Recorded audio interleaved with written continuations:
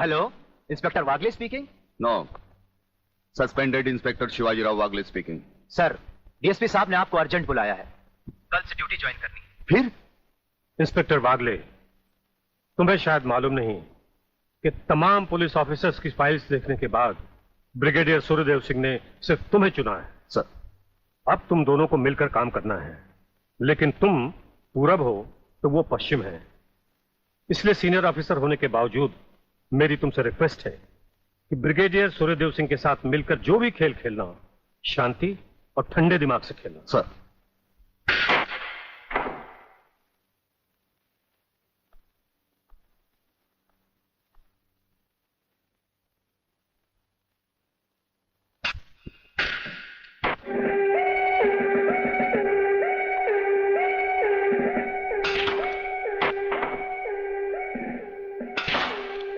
बड़े प्यार से खेलते हैं आप। असली खिलाड़ी मरने वाले दुश्मन को पता भी नहीं चलने देते कि कब होगी उसकी मौत। तो फिर प्रलयनाथ को छोड़ क्यों दिया? क्या उससे गले मिलने गए थे? गले मिलने गए थे? उसके गले का माप लेने गए थे कि वो फंदे की मौत मरेगा या हमारे पंजे की। वागले, गर्मजोशी अच्छी चीज है लेकिन हमेशा काम नहीं आती। तुमने तो देखा ही होगा, इसी गर्मजोशी की वजह से तुम कई बार सस्पेंड हो चुके हो। नौकरी की परवाह है किसको? यहां है कौन अपने पीछे रोने वाला? इस ईमानदारी की वजह से बहुत कुछ भुगता है, कोई तकरार नहीं है सर। लेकिन ये गुनाहगार कानून को हाथ में लिए फिरते हैं और मैं हमेशा कानून के दायरे में रहकर काम नहीं कर सकता। अपना तो उसूल है, पहले लात फिर बात, उसके बाद मुलाकात। भाई वागले, अपना तो उसूल है, पहले मुलाकात फिर बात और फिर अगर जरूरत पड़े तो लात। बड़ी उम्मीद थी आपसे, लेकिन अब पता चला आपका रास्ता अलग, मेरा रास्ता अलग। आप नरम खून के, मैं गर्म खून का। हम एक साथ काम नहीं कर सकते सर। वागले, तुमने समझा कि जिंदगी में सिर्फ तुमने ही बहुत कुछ खोया है। इस इंसान को देखो, जब चाहता एक घर बसा सकता था, लेकिन नहीं, इस अकेली जान को हमने अपने देश के लिए उठा रखा है। दोनों का मकसद एक है, मंजिल एक है, सिर्फ रास्ते अलग अलग हैं। नहीं वागले, हमारे रास्ते भी एक हैं, मंजिल भी एक है। और फिर इतनी बड़ी दुनिया में तुम्हारा कौन है? कोई भी नहीं, सिवाय फर्ज के। इस दुनिया में हमारा कौन है? कोई भी नहीं, सिवाय फर्ज के। अगर फर्क है तो सिर्फ सोचने के ढंग में और काम करने के तरीके में। अब हमें इस फर्क को मिटाते हुए ये युद्ध एक साथ लड़ना होगा।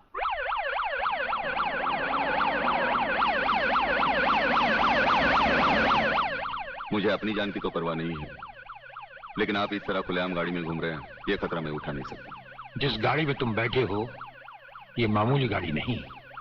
मामूली गाड़ी मामूली आदमियों के लिए होती है, ये गैर मामूली गाड़ी है, एक गैर मामूली इंसान के लिए। बुलेट प्रूफ, और इसमें ऐसे ऐसे गैजेट लगे हुए हैं जो बम से लेकर पटाखे तक की खबर में मिल जाती है। लेकिन इस वक्त हम जा कहां रहे सर? गाड़ी रुकने पर तुम्हें खुद ब खुद पता चल जाएगा।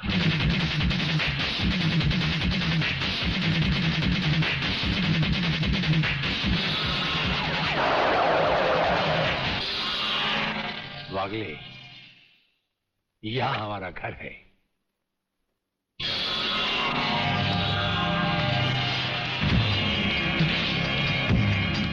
यहां तो सिर्फ चारों तरफ जंगल ही जंगल नजर आ रहा है, रहने की तो कोई जगह ही नजर नहीं आ रही।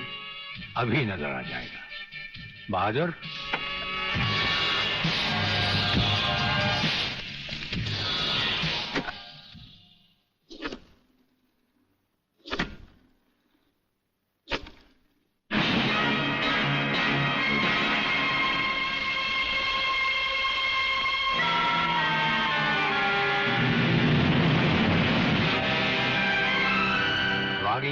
ये ऐसा बंकर है जिसका अता पता सिर्फ हमें या एक हमारे खास आदमी खबरीलाल को है, और आज से तुम्हें होगा।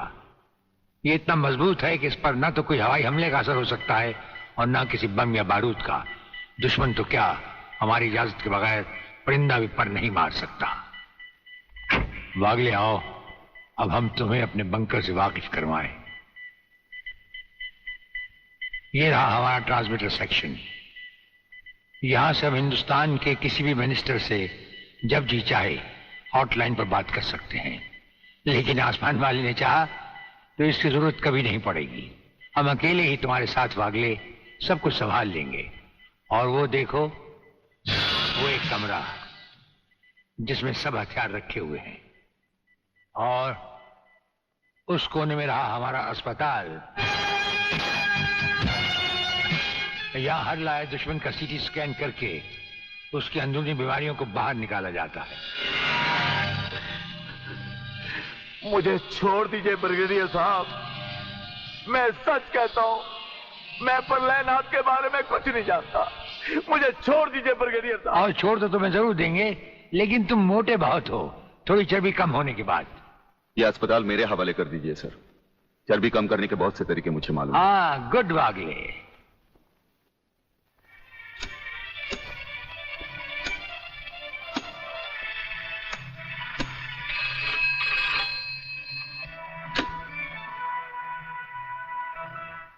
नमस्कार सर, मैं खबरीलाल बोल रहा हूँ। ओ खबरीलाल, आज के मुख्य समाचार ये हैं कि प्रलयनाथ गुंडा स्वामी ने खतरनाक किलर बब्बन खूनी को आपको खत्म करने के लिए एक बहुत बड़ी सुपारी दी है। हमारे नाम की सुपारी खाने वाले को जिंदगी भर दांत चबाने पड़ेंगे। ये हमारे नाम की सुपारी खाने वाले चमगादड़ के खाने पीने का ढाबा कहाँ है खबरीलाल? शहर से 40 मील दूर काली पहाड़ी के पीछे उसका एक अपना बहुत बड़ा मैंगो फार्म है। आज के समाचार समाप्त हुए।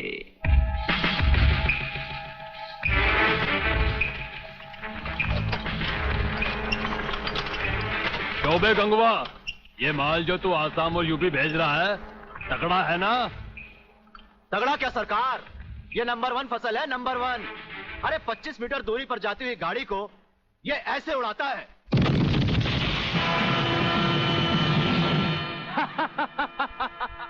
देखा सरकार, ये अपनी बम फैक्ट्री में बना हुआ मैंगो का कमाल।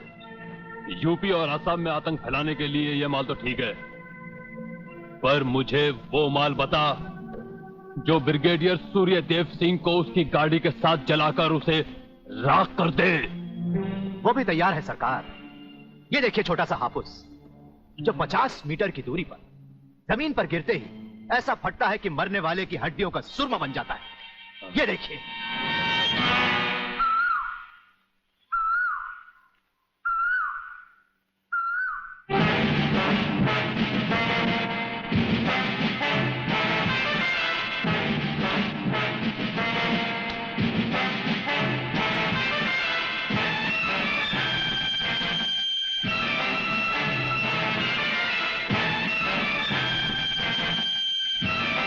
कौन हो तुम?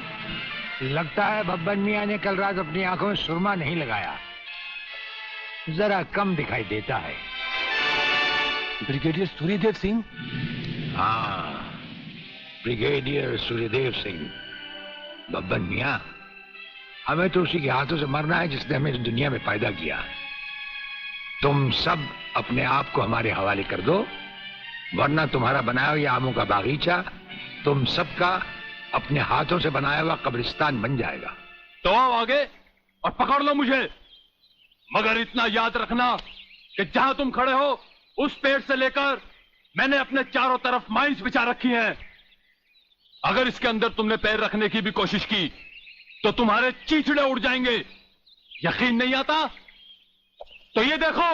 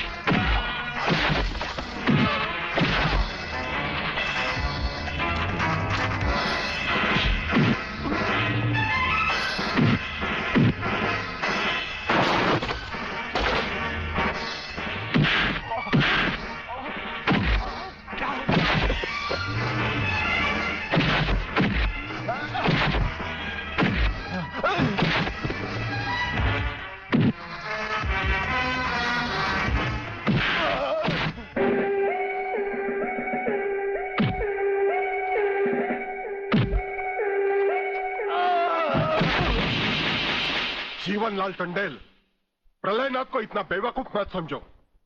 सारे शहर के पुलिस स्टेशन से पता लगाकर ही तुम्हें फोन किया है। अगर होम मिनिस्टर होते हुए तुम्हें यह पता नहीं है तो मुझे कल तुम्हारा रेजिग्नेशन चाहिए, समझे?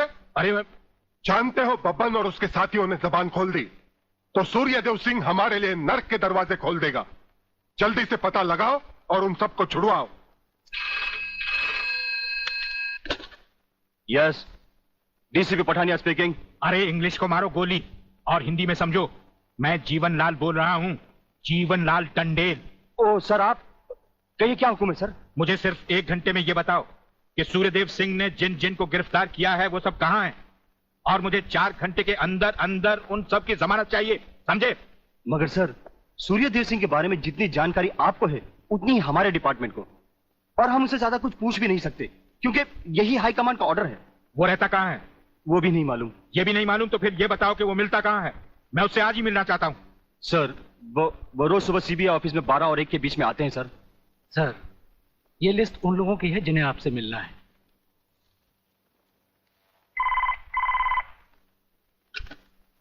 सर, मंत्री जी आपसे मिलना चाहते हैं। टंडेल का नाम है क्या इसमें? जी नहीं सर।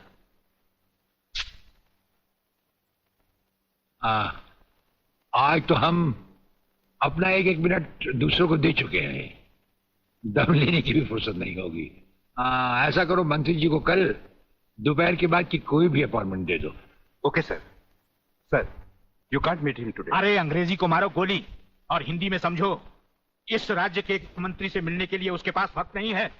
मैं पूछता हूं वो हमारी खाता है या हम उसकी? इसमें आपकी और हमारे खाने की बात कहां से आ गई? तो ये है ब्रिगेडियर। आप यहां अचानक आप पधारे हैं और हम आज का सारा वक्त औरों को दे चुके हैं। आखिर हम सब जनता ही के तो सेवक हैं। कुर्सी मिलने पर ये समझ लेना कि सारी सरकार आप ही की है, इसे हम कैसे मान लें? आप मुझे ये न समझाएं कि सरकार किसकी है। आप सिर्फ इतना समझिए कि आप एक सरकारी नौकर हैं और आपके सामने खड़ा हुआ ये इंसान इस राज्य का मंत्री है। खादी के कपड़े पहनने से और टोपी लगा लेने से कोई महात्मा गांधी नहीं बन जाता। और सुनिए, हमें नेताओं की भाषा ना तो पहले समझ आई थी और ना कभी आएगी। भाषा छोड़ो ब्रिगेडियर, मैं जो आपसे कहना। आपने जो कुछ भी कहना है कल कह लीजिएगा। आपकी अपॉइंटमेंट नोट करवा दी गई है। और एक बात ये भी याद रखिए कि हमसे बगैर अपॉइंटमेंट के कोई नहीं मिल सकता। और जहां तक हमारा ताल्लुक है, हम किसी से भी किसी वक्त भी कहीं भी मिल सकते हैं, हमारा जब दिल चाहे। शायद आपने वो लेटर नहीं पढ़ा जो सेंट्रल गवर्नमेंट ने आपको भेजा है। उसमें खासुल खास ऑर्डर है कि हमारे किसी भी काम में कोई भी दखल अंदाजी नहीं कर सकता। नमस्कार। नमस्कार।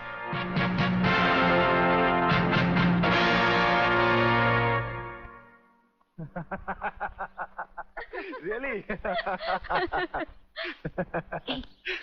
ओए, हाँ, गुड मॉर्निंग अंकल। अरे अंग्रेजी को मारो गोली और हिंदी में बात समझो। हिंदी में तुम ये बताओ, तुम्हारे पिता कहाँ हैं?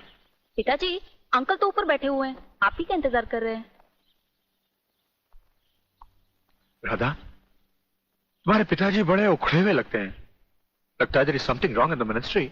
अरे रॉन्ग हो या राइट, यही समझना होता तो मैं भी तुम्हारी तरह खादी के कपड़े पहन लेता। अरे सरकारी लेटर से मुझे क्या लेना देना? देखो, तुम अभी से इतने ढीले पड़ जाओगे तो पूरी सरकार को भारतवर्ष से कैसे खत्म करोगे?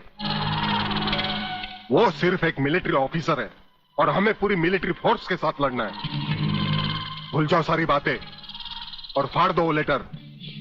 देखो, उसका ट्रांसफर ना हो तो ना सही, उसकी बातें हमें पता न चले तो न सही, लेकिन उसकी मौत का बंदोबस्त तो मैं कर सकता हूं।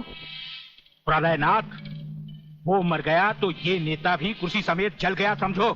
वो मरेगा भी और तुम कुर्सी के साथ जियोगे भी। आप किसकी बारी है जनरल साहब? ब्रिगेडियर सूर्यदेव सिंह की। मारे जाने वाले पुलिस के उन शहीदों की याद में ये ज्योत बनाई गई है, जिन्होंने कानून की रक्षा करते हुए अपने प्राणों की आहुति दी। आज के इस समारोह के मुख्य अतिथि माननीय मंत्री श्री जीवनलाल टंडेल हैं।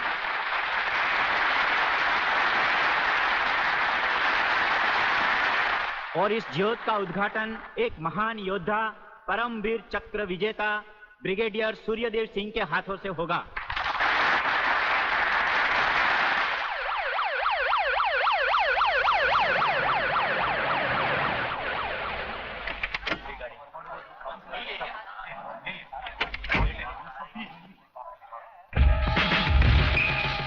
Welcome welcome please.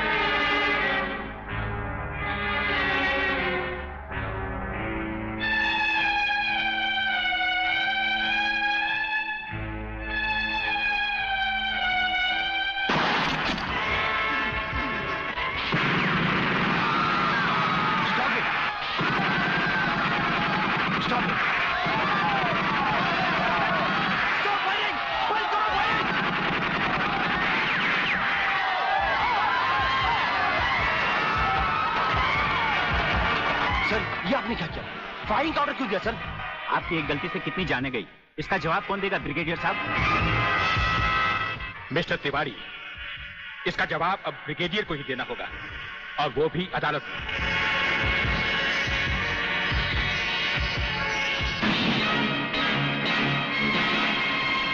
Your honour, शहीद स्मारक पर हुए गोलीकांड के जिम्मेदार ब्रिगेडियर सूर्यदेव सिंह ही हैं। इन्हीं के कहने पर गोली चलाई गई, जिसमें कई बेगुनाह लोग मारे गए। अब मैं अदालत के सामने कुछ ऐसे गवाह पेश करूंगा जो इस हादसे को साबित कर देंगे। सबसे पहले मेरे गवाह हैं municipal counsellor mister M.K. Tiwari.